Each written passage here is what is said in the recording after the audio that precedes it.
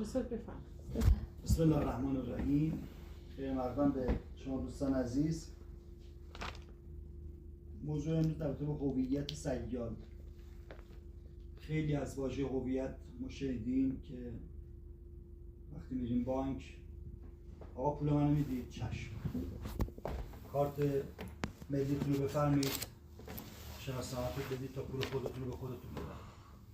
تو یه چیزایی نوشته، اسم و فامیل، نام پدر، تولد، مرگ، ازدواج، بچه، و به یه جایی وصله میگن بله این مرد است، از اسمش پیداست، اینقدر سال ازش گذشته، میگی خب این هویت موجودیت این آدمه.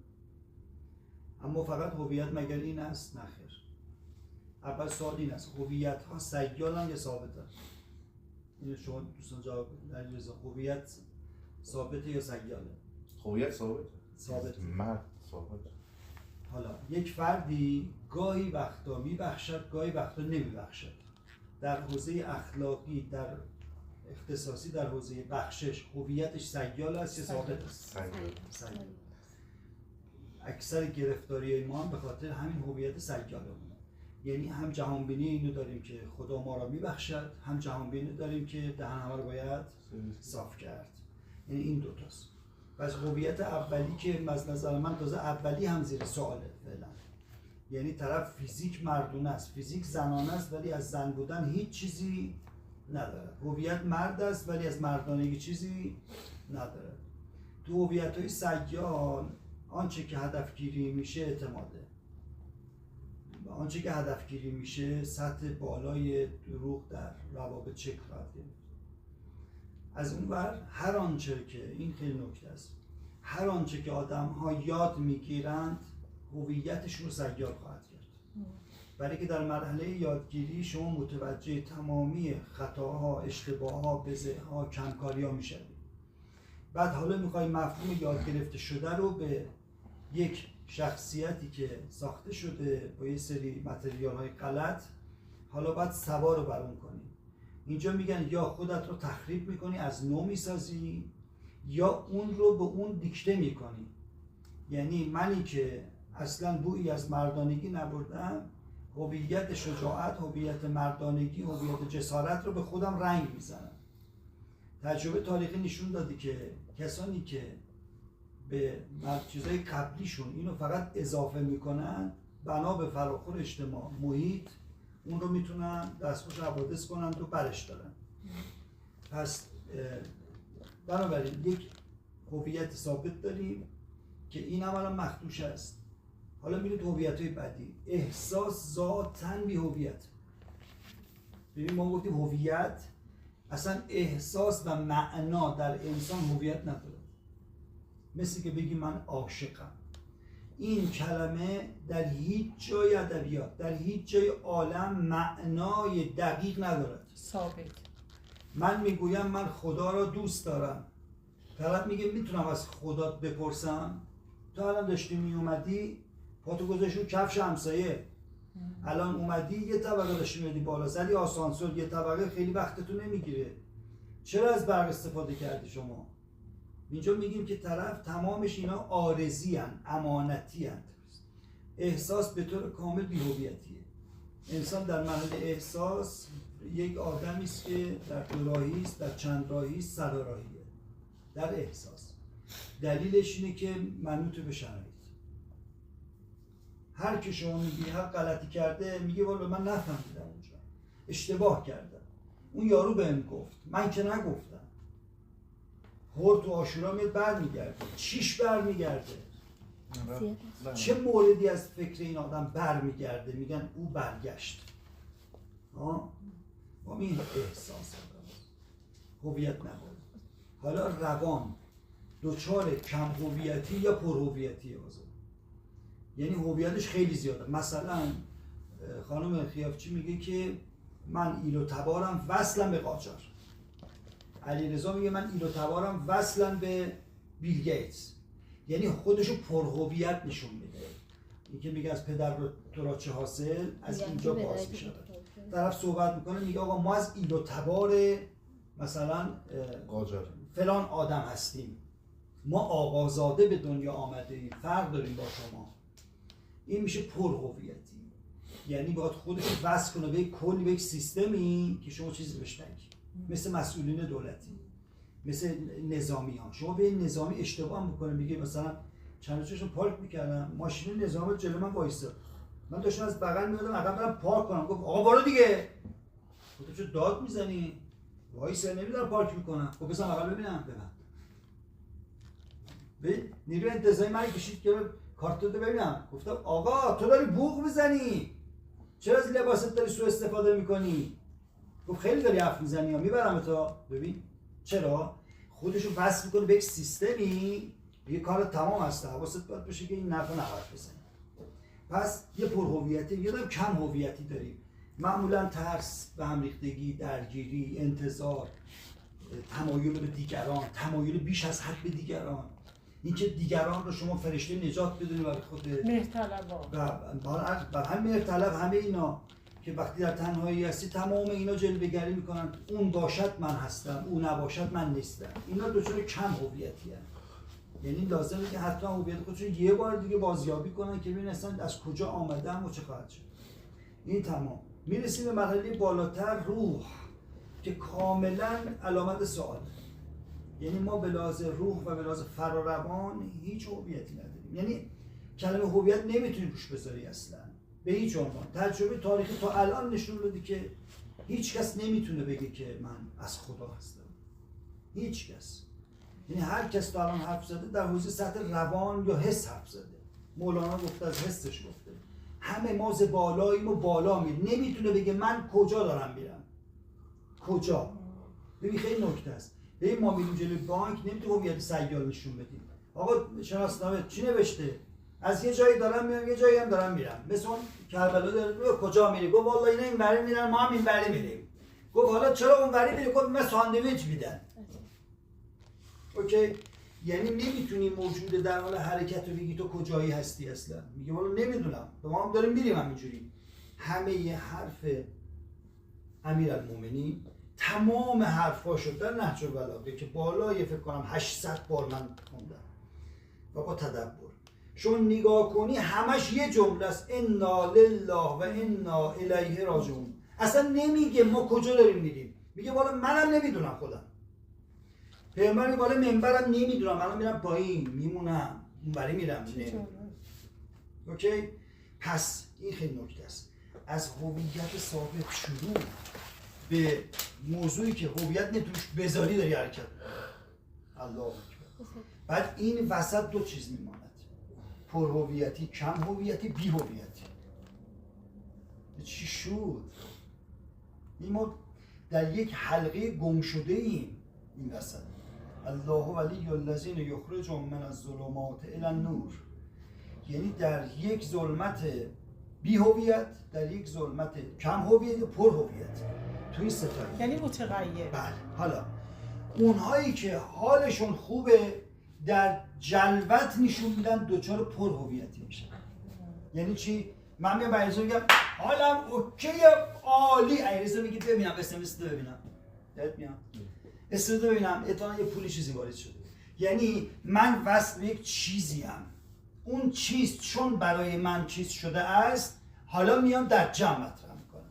صداهای بلند، فریادها، درد و دلها، ناراحتی هایی که در جمع بیان میشه. و جمع یعنی دو نفره. در فلسفه معرفت جمعیت نیست. من و یک چیز قرار بگیره، شما در جمعیت هستی. میگه تو اینجا قرار دچار پر هویتیه. این حرف زدنش با این صدای بلند هارت و پورتاش به خاطر که به چیزی وصله. یکی بهش گفته میخوامه، یکی بهش گفته تو خیلی عزیزی، یکی بهش گفته تو خیلی خوبی، یه وعده اصلا یه چیزی بهش دادن. این از این. حالا اونی که اصلا بیرون نمیاد، حرفاشو نمیزنه، با عدم تمرکز زیست میکنه، میگه این دوچار کم هویتی. تو خونه هست ولی نه وصل به باباشه، نه وصل به ننشه، نه وصل به هیچ کس نیست. میگه من با شما هستم، من از شما هستم، ولی من با شما نیستم. میشه از توش پیامبر در میاد. من عربم، چی گفته بود؟ ولی عرب از من نیست. اینجوری گفته بود. من فکر کنم دارم اشتباه میگم. دقیقاً. یعنی گفته من منم مثل شما الان، ولی من از شما نیستم یا شما از من نیستید. یعنی با این فضا، یعنی دوچار یک کم هویتی میشه. الان پیامبر هویت خودش از عرب نمیگفت، هویتش از خدا میگفت. میگفت من از او هستم، او مرا انتخاب کرده است. نمیگفت مردم. الان آقای پزشکی میاد صحبت میکنه میگه من رئیس جمهورم. چرا رئیس جمهوری؟ چون اونا گفتن. اینا گفتن رئیس جمهور شو، منم رئیس جمهور شو. والا منم برنامه نداشتم واسه ریاست جمهوری. ببین هویت خودشو وصل میکنه به اونور. هویت القایی. القایی خودش. حالا از این ور میریم وارد فاز وحشتناک احساس میشیم. بله بفرمایید. اون من سوالی که تو ذهنم ایجاد شده اینکه خب الان فرق بین هویت سیال و هویت ناپایدار در چیه؟ تمام شده. خب حالا میرسیم به احساس که اساسا بی‌هویت. حالا سوال چرا بی‌هویت اصلا؟ برای اینکه تو هر جا رنگ اونو میگیره. مثلا ذات اخلاق انسان بی‌هویت میکنه. یعنی چی؟ من آدم اخلاقی هستم، الان میام تو جمع میگه این آدم در حرف بد میزنه، اخلاقی میگه که این حرف نزن بهش ناراحت میشه، اشکال نداره، خدا گفته نباید این رو چیزش کنی. یه گام بره جلوتر همین آدم اونجا ضربه رو میزنه، میگم چرا این حرفو زدی؟ بله خدا گفته صلابت با لطافت باید با هم باشه. بابا ما نفهمیدیم کدوم وری باید بریم آخه. اونجا یه جور اینجا یه جور، در خیبر رو میکنیم میندازی اون ور، اینجا به پشت در وای میزنن تو بزنن. ای بابا چجوری شد؟ چرا ما جور در نمیاد اصلا؟ تضاده. من رکوع کردم سبحان رب دادش ببین مال تو. بعد میگه آقا من نمیفهمم این چیه اون چیه؟ ما اینو نفهمیدیم. خب اگه میخوای اینو بدی خب بده. چرا اینجا؟ میگه نه همون لحظه اون میخواد باید بهش بدی. یا باز داریم حدیث که خب اون تضادش با چیه؟ این که داریم میگیم تضادش که تو این عمل غیر تمرکزیه. تیغ از پات میکشن بیرون نمیفهمی، بعد میفهمی یارو باید اینو بهش بدی. عجب درد اون احساس میکنی، درد خودتو نه. عجب این چه جور احساسیه؟ اصلا این چه جور احساسیه؟ من درد خودم رو نمیفهمم ولی درد دیگری رو میفهمم. این چه جور احساسیه که امیرالمومنین میاد آقا تیرو میکشن بیرون، ضربه رو خورده، میگه به اونم همون یه ضربه رو بزن، اول که ببخشیدش. میگه ما نفهمیدیم، میشه به ما اینو خوب توضیح بدی؟ میشه ما بفهمیم تو مثلا چی داری میگی؟ کلا با هیچ قاعده جور در نمیاد، با هیچ قاعده. صادق داره نماز میکنه، وسط نماز جماعت ول میکنه، تو نماز جماعت میگه چی شد؟ میگه به صدای نمیشته، بچه داره بال مرغو میکنه، اون مرغ داره جیغ میزنه، جیغ میکشه، برید اون رو نجات بدید. گفت اینو ولش کن، نماز میخونیم که اون کارا نکنه. بگیم عجب، پس این خودش یک ابزاری است برای یه چیز دیگری. اوکی؟ در فلسفه احساس زنجیره است، این برای این است، این برای این است، بعد همینجوری ادامه دارد این قضیه. از اینجا میشه یه چیز رو فهمید که آقا احساس نقطه فیکس ندارد. یعنی چی؟ ملاک حال فرد همین الانه، ملاک شاخص همین الانه. الان چگونه هستی؟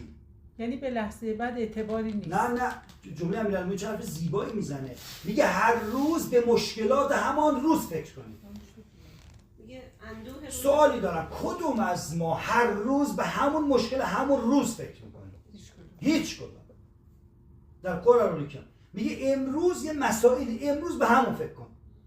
نه دیشب بد کن، تو نذاشتی من بخوام، تو معلومه بابا الان ملاک. حالا سوال میگه این آدم دچار بی‌هویتیه، این آدم برای 800 روز پیشه افکارش واسه 200 روز بعده، این الان اینجا نیست. وقتی نیست هویت دارد یا ندارد؟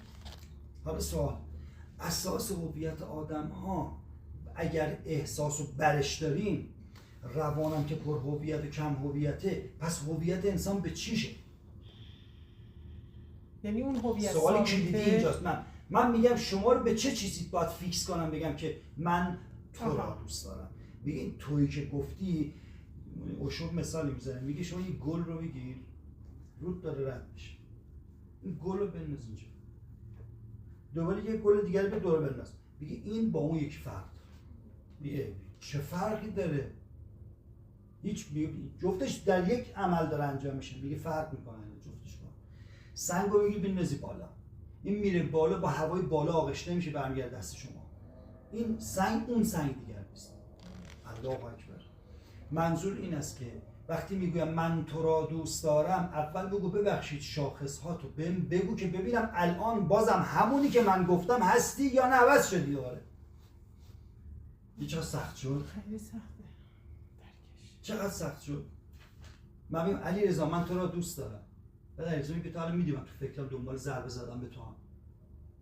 میگه آه نه اینو نمیدونستم. حالا منو دوست داری؟ میگه نه. میگه عجب، بس حرف من هویت نداره. من بی هویت دارم. همینجوری کیلویی چیز بهت میگم. تو هم داری کیلویی چیز رو اجرا میکنی. پس حلقه اول یک هویت فیزیکال است که این هم مخدوش است. اسم روش گذاشتیم محمد، ولی هیچ ستایشی نمیشه کرد. اسمش زیباست. اسمش من دیدی یه بار عرض کردم گفتم خانم فعال کیش واقعا فعال کیشه. یعنی چقدر تو جمع دیشب اعلام کردم که آقای فلانی یک هیچ از همه جلوه. ما یک هیچ بدهکاریم به این آدم. اون یکی کلا همه گروه باید تعظیم کنن. چرا؟ یه مشت اومدن نشستن میخورن و میرن. سفره رو پنجره میخورن. یه گروه غذا میارن. بعد تو آشپزخونه وایسادن رفتن پایین کفشا رو جفت میکنن. میگه شما یاد بگیرید. ما یاد گرفتیم، شما باید یاد بگیرید. ببین چقدر فرقشه.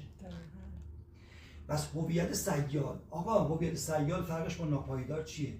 اصلا هویت بحث پایداری درش مطرح نیست. هویت حرکت میکنه، مثل صداست که میماند ولی اینجا نمیماند. گرفته چی شد؟ یعنی هر کسی کدور ما در اصل خویش باز بیاد روزگار وصل خویش. یعنی من الان یه حرفی رو میزنم، این صدای من به عنوان یک موجودیت باقی میماند در این عالم. خب این هستش. من دوباره میرم دوباره به همین چیزی که خودم گفتم دوباره به همین خودم میرسم. واسه همین اکثر کسایی که به مشکل برخوردن یه جمله میگن طرف این گفت اون موقع نفهمیدم الان رسیدم به حرفش.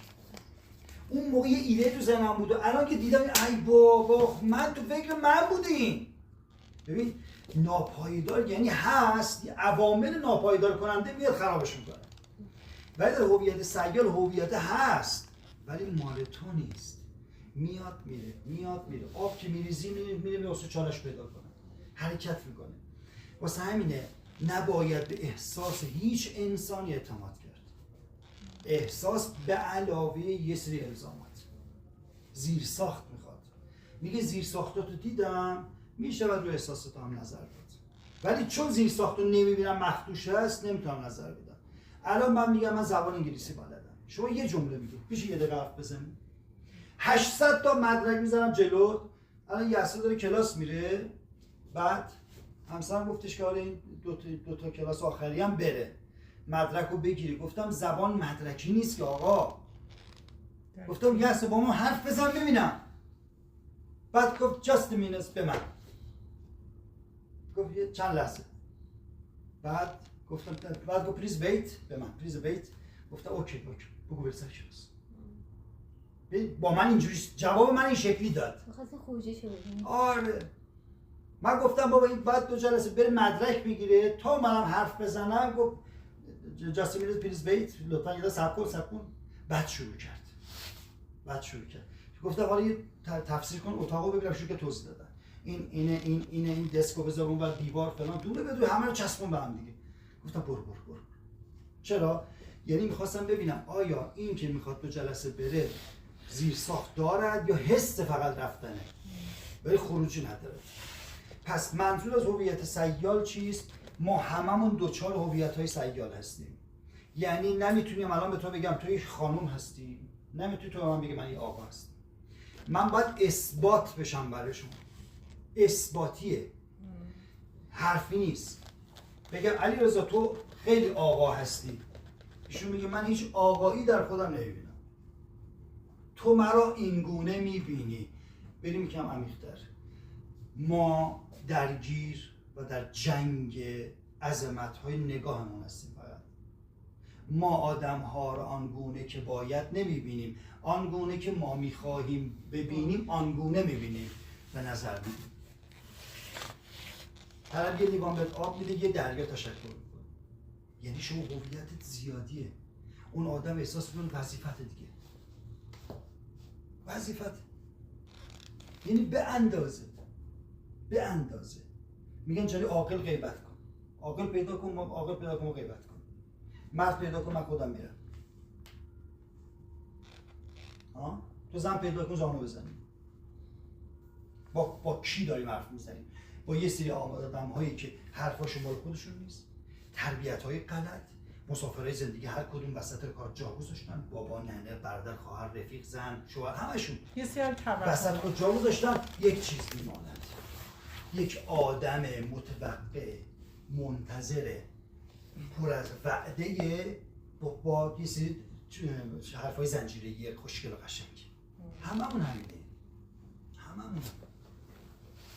من میرم تو فضای خانواده یا دوستان میشینیم، میگم که اصلا من چه دیدم یک کلام اصلا حرف بزنم اینجا، یعنی کوچکترین حرف من جرقه ضربه است، اصلا نمیتونم اصلا حرف بزنم، نمیتونم.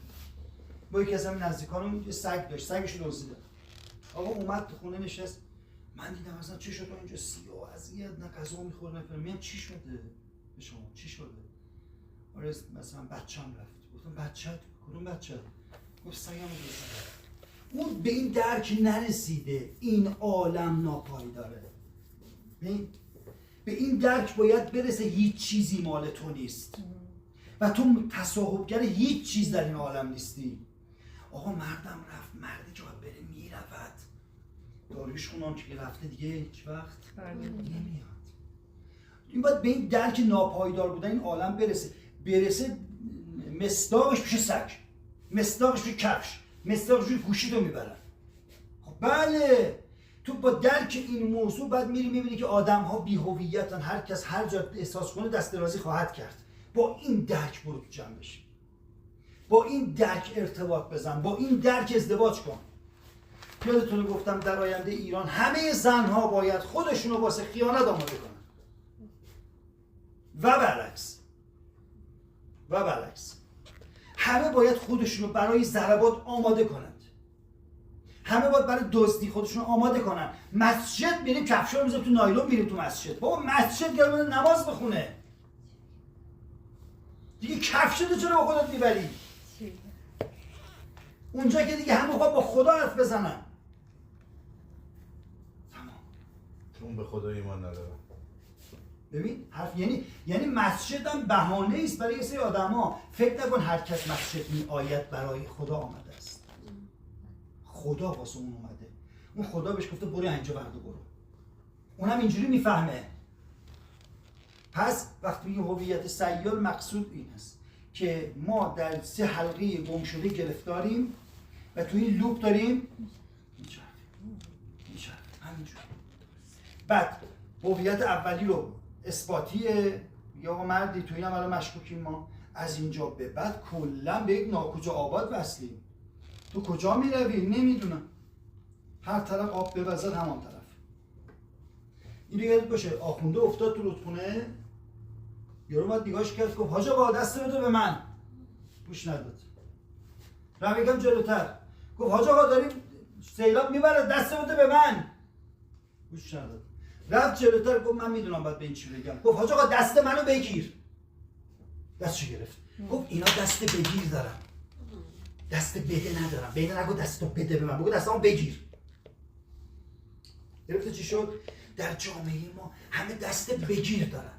بهم بده، نمیدی گاوی. هویت عوض شد دیگه. این آدم سابق نیست.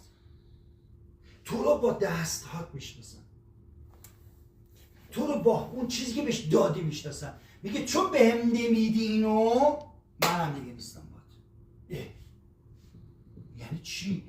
میگه آقا زندگی معامله است. امیر در صدای این معامله‌گران معنوی صداش در اومد. میگه اینا معامله میکنن همش. دادی میدم، ندادی نمیدم. چرا با من اینجوری حرف میزنی؟ چون تو به من ندادی. بابا من تو اون لحظه، تو اون شرایط، توی حال عجیبی بودم. یعنی از سیالم گذشته. اصلا ما بی هویتیم. سیالم دیگه معنا نداره. ما بی هویتیم. پس هویت سیال یعنی این، یعنی صبح جان بلند میشیم تا شب 100 بار فر میخوریم این وسط، عاشق میشیم، قرآن میخونیم، اون بریم میریم، حرف خوب میزنیم، فحش میدیم، ناراحتیم، خفه شو، گم شو. ای وای بر من. آقا میشه ما بگی شما نقطه فیکست کجاست؟ میشه ما بگیم ما کجا وایسادیم مثلا با شما؟ مثلا آنی به آنی. آنی به خودمون به خودمون وامگذار، همینه دیگه. آقا تو را به خودت وا بذارم، تو آویزون یکی دیگه میشی. من همیشه میگم آدما 2 تا تناب دارن، یه تناب نافه، یه دونه تناب کلامه. آدما با حرف زدن دار مجازات به خود و دیگری میزنن. این تناب هم وقتی قیچی میشه دور تا دور خودتون میگیره، خفت میکنه. چون به دنیا آمدم باید از بین بروم. اوکی؟ آدما وقتی حرف زدن یاد میگیرن خفه میکنن هم دیگه. اون خوش به سعادتون انسانه اولی که حرف زدن بلد نبوده. کلام ذاتاً دار مکافات. کلام. برید بخونید. پیامبر میگه بیشترین اعمال جزاها به حوزه کلامیه. حرف زدن. خدا هم تو کلام خداست. حرف زده، چون به حرف رسیده تفسیر کرده میگه خدایی است. حرفی نبود چون متوجه نمیشدی چه خبره. حرف نبود نمیدونستی بالاتر از کره زمین چه خبره. حرف دار مکافاته. هر کس به حرف رسید زندگیش پر از تحریف خواهد شد. ما بیایم ما کم کنیم اینو. تمام نوآوری دنیا با حرف نبوده، با عمل بوده. ما ولی حرف میزنیم. ما مفسرانی هستیم برای عمل. ما در واقع گزارشگرهای بازی هستیم که این بازی داور ندارد. دست داور بزرگ عالم دستش رو سوته. از صدای سوت داور بزرگ عالم فکر میکنید در بازی میکنن. داور یه سوت میزنه رها میکنه. سوت که مداوم شد یعنی خطر در راه است. این سوت انقدر مداومه کر شدیم نمیشنویم دیگه چه خبره. متوجه نمیشی. اقترب للناس حسابهم و هم فی غفلة معرضون. روز حساب نزدیک میشه و مردم همچنان به غفلت روی گردن. یه اتفاق میفته، انسان در مریضی، فقر، مرگ وقتی قرار میگیره صدای اطراف کمتر میشنوه.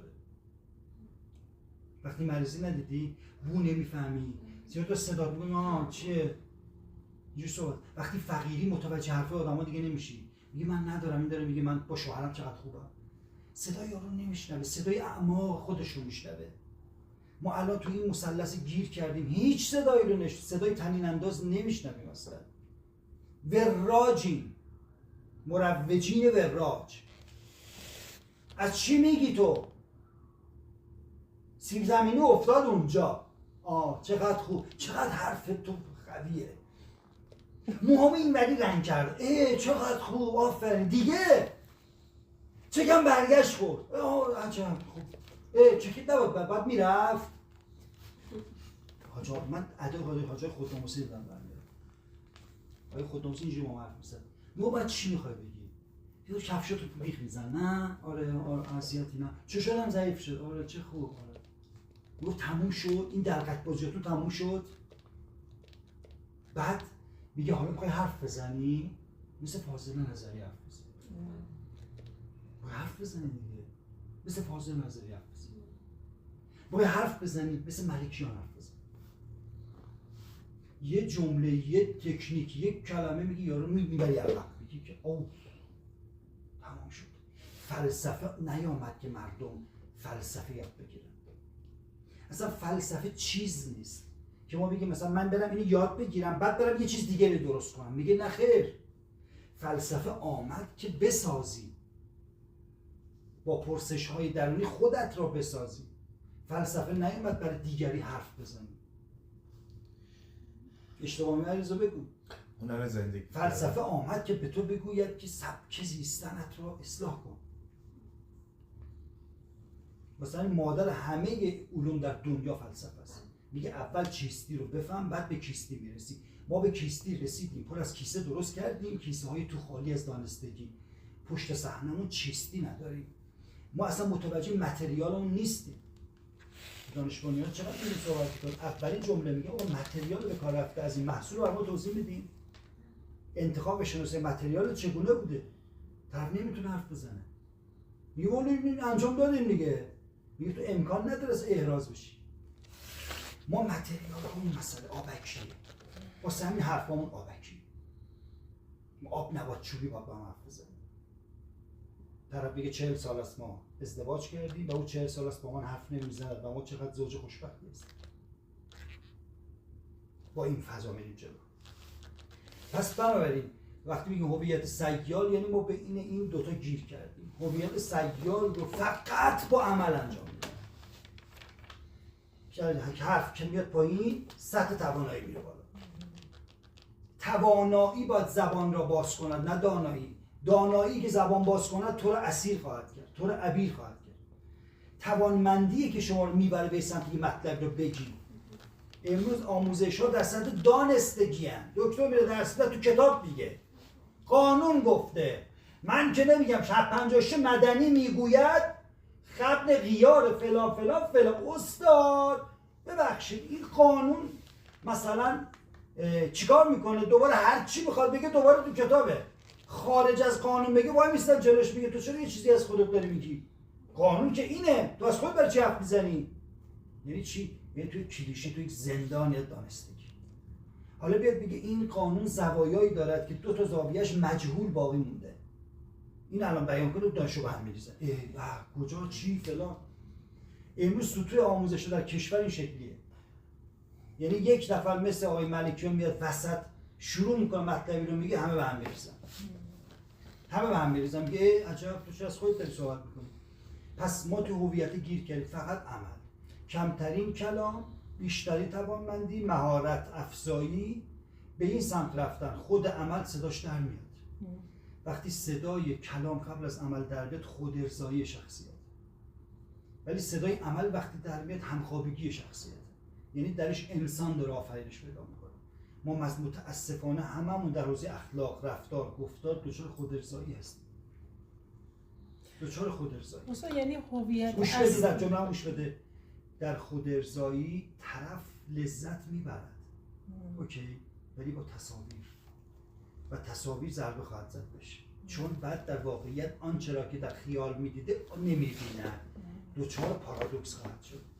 در اخلاق اینجوریه. شما از بخشش کردن نباید لذت ببرید. اشتباه مهلکه. از خوب بودن لذت تو نمیبری. اساس فضیلت لذتش بیرون از توه.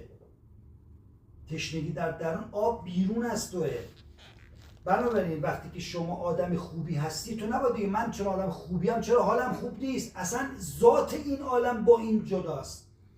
یعنی هویت درست پیدا نکردی. بزرگان عقلای تاریخ همه کسانی که حرفی تنین انداز تو عالم داشتن برید تو زندگیشون ببینید حالشون خوب نبوده اصلا.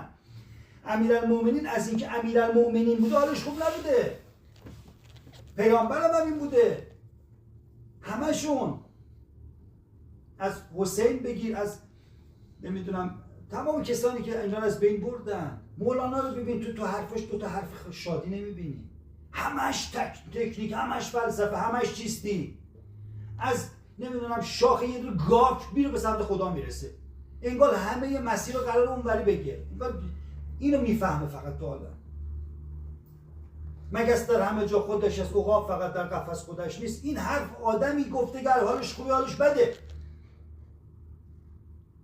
اینو کی گفته؟ دلا نزد کسی بشین که او از دل خبر دارد شک نکن. این آدم یه تجربه‌ای داشته که با آدمی که دل نداشته حرف زده. تناقضه که کلماتو قشنگ میکنه. گرفته چی شد؟ رفت و برگشته کلامی که قشنگ میکنه. فراز و فرود کلامی که آواز تولید میشه. ولی میشه دو. بنابراین در فلسفه زیستی من میگم هویت رو فقط با عمل باید بسازیم. با حرف نیست. و فکر. من میگم به فکر کردن دوچار بشین هیچ کلاسی دیگه نیاز نیست. انسان متفکر به خدا نیاز ندارد، به پیامبر نیاز ندارد، نیاز به هیچ قیمی، هیچ قائمی، هیچ قیمتی، هیچ تقویمی ندارد. نیاز نداره. چون فکر میکنه. غذا میخوره، المان‌های تفکر روشه. حرف میزنه، تفکر روشه. انگار یک سیستمی پشت قضیه وایساده و داره همه چو چکاپ میکنه. این همان خداست. این همان خداست. نفخت من روحی یعنی اون چی که من بهش فکر کردم تا هم بهش فکر کنی میشی من روح رو تفکر عمیق و ناب و محض میدونم. آنچه که من بهش فکر کردم یعنی فکر کردم که تو رو آفریدم، اون تفکره رو بهت دادم. چون روان کارش چیه؟ کارش ترکیبه. احساسم محیطیه. خدا نه تو محیطه نه کارش ترکیبه، هیچ کدوم. بس بریم یه سطح بالاتر. تفکری که هیچ المانی ندارد خودش میآفریند، دائم میآفریند. مثلا من میگم نفخت من روحی یعنی از آنچه که من فکر کردم به تو هم دادم. اگر به این المان دست پیدا کنی تو هم میشی من. وقتی فکر کنی سفینه میسازی میری بالا. دیدی تونستی بری بالا؟ ما ز بالاییم و بالا میرویم، یعنی سفینه درست کن برو بالا. اون چیزی که من بهش فکر کردم تو هم بهش فکر کنی. تو میشی پزشک درمان میکنی، منم درمان میکنم. تو میخونی وکیل میشی، تو هم مشکل حل میکنی، منم در مشکل حل میکنم. یعنی چی شد؟ پس سیال بودن تفکر اینجاست، یعنی هویت رو ما بریم به این سمت که اخلاق رو آنچه را که میخواهیم استفاده کنیم برداریم و با همون هم زندگی کنیم. من شجاعت دارم، شجاعت هم نشون میدم. صبر دارم، نشون میدم. قرآن میگن از صبر و نماز کمک بگیرید برای مشکلات. عجب. صبر نماز چه ربطی اینا به هم دارن؟ بستعین به صبر و صبر. ببین خیلی نکته است. صبر، الله اکبر. یعنی چی صبر؟ یعنی تو تکلیف توقی خود تو به هم نریز. اساس معرفت به هم ریختن من نیست. تو بالا پایین نشو، بذار اصلی بالا پایین بشه. تو هیکلتو مه نگیره. تو ببین، بذار اونهایی که نمیبینن بذار اونا نبینن. تو اساس معرفت میگه بالا میرم که دست تو را بگیرم، بالا میرم که تو رو بهتر ببینم. بنابراین وقتی ما میگیم که آقا هویت سیال است، یعنی بدون وقتی وارد احساس شدی سیال است. اون لحظه به حرفات اعتماد نکن. ممکنه چیزی بگی یه ساعت بعد بگی غلط کردم. در احساس حرف نزنیم. وقتی که رسیدی به این معنایی در وجود که دچار بی‌معنی شدی از رفتار گفتار کسی، فردی، محیطی، هیچی گفتن بهتر است. هیچی نگو. نه اینکه باید بگم. مریض وقتی داره استراحت میگه باش حرف نزنید، بذار استراحت کنه. مثلا بر همین اومده. ما درکی از مریضی نداریم. فکر کنید که دستش بشکن تو بیمارستان میشه این مریض است. نه خیر. اونی که صبح بلند میشه برنامه ندارد مریضه. اونی که صبح بلند میشه بالا پایینه مریضه. مثلا اگه چیزی تو ذهنمون داریم که نمیدونیم چیه، فقط بخواد بگیم ببینیم توش چی در میاد، این آدم مریضه. با این حرف بزنید پر از مرض میشیم ما. فی قلوب مرضون فزادهم الله مرضا. بنابراین هویت رو با این فضا ما باید بشناسیم. چی شده؟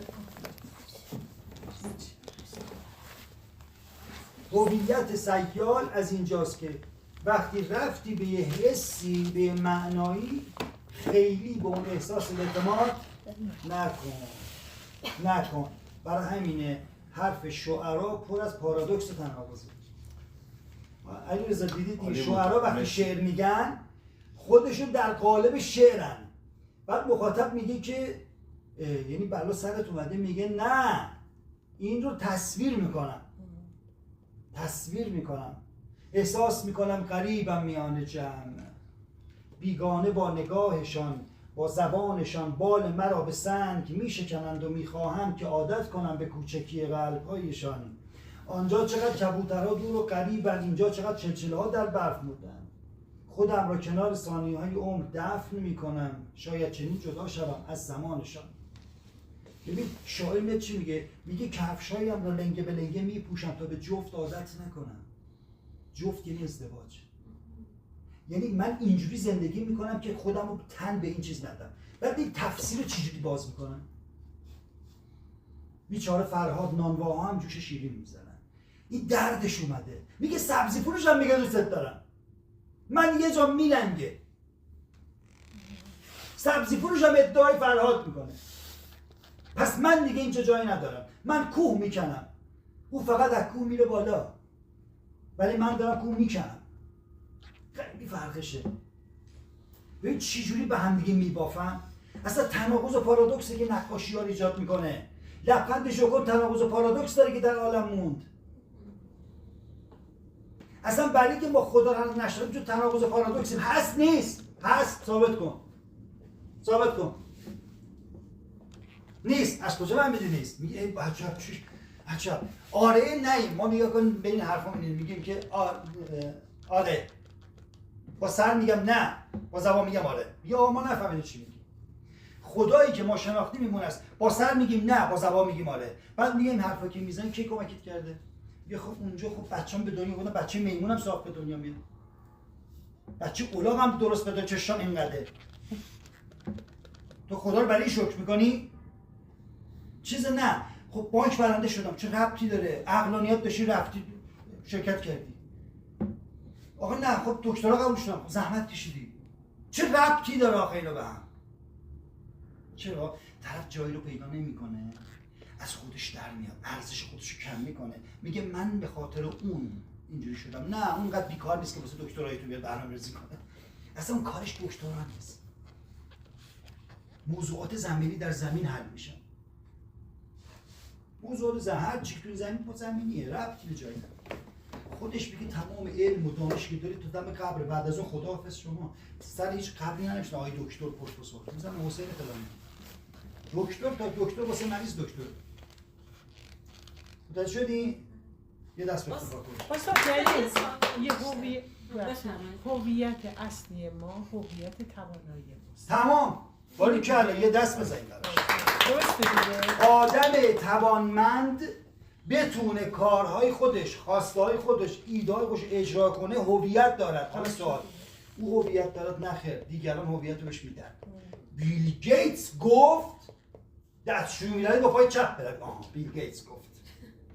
حالا بگیم که مثلا فلانی گفت، یه فلانی کی هست؟ به سوال کار ندارم. به مطلب کار ندارم. من پست گذاشتم زیرش جمله گذاشتم. مثلا زدم که شرط عقلانیت تحمیل رنج کمتر، تحمل رنج بیشتر. زیرش نوشتم محمد رضا شایق. 1000 تا لایک خورد. همین جمله رو دوباره گذاشتم ژان پل سارت شد 9 تا. چرا؟ روش سارت گفت این شایقه. شایق چیه؟ گرفتی چی شد؟ این شکلیه. اینی که هویت و فقط با توانایی تمام شد رفت. پیامبرا زمانی که تو توانایی خروج داشته باشن تازه شروع شد ماموریتشون. تا قبل از اون که حرف می‌زدن بهشون. حسین بن علی به خاطر حضورش در کربلا حسین شناختی، اگر نبود که نبود. مولانا رو به توانایی شعرش مولانا شناختی، اگر اینو نمیداد مولانا خرکیه. شعر هست میگه، جمله هست میگه چیز خرکیه چیه؟ میگم شاه محمود. آره سلطان محمود خرکیه. الان فضا این شکلیه.